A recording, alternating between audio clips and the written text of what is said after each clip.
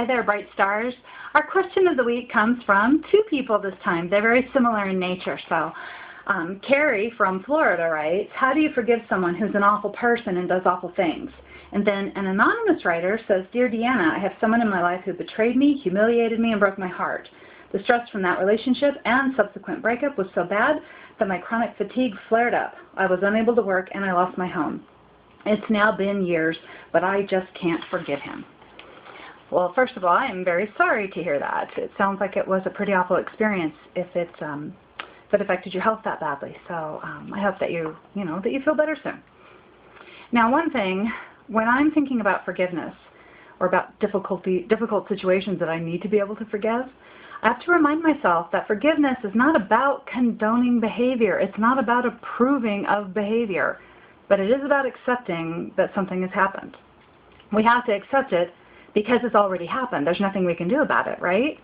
I had some friends who recently had a tornado hit their community back east, and the tornado took out several houses, but they were very grateful because their family, their friends, everybody in the community was okay. There were no fatalities.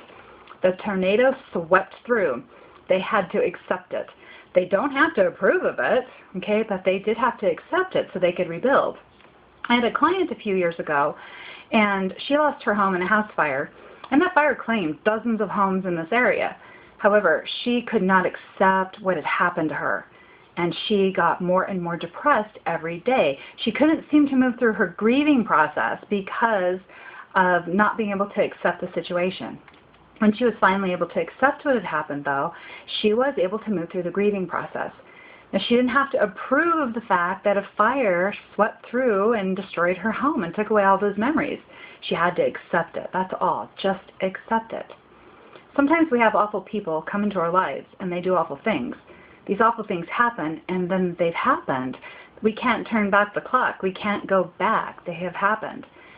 Unless we accept it, we will stay in a place where we blame them for it. And if we keep blaming them for that situation, they're taking our happiness away from us, right? We're blaming them for that. We're blaming them for the lack of happiness in our life, which means we're giving them all our power. Someone who came into our life and did something awful to us, we're giving them the power of happiness in our life. Okay, how crazy is that? So we want to look at these situations. We don't have to approve of them. They've happened, though. They're over with, okay? We've gone through it. We have to find a way to accept it and move forward, okay? So I hope that helps. And until next time, I hope you have a wonderful day, and thank you so much for your questions.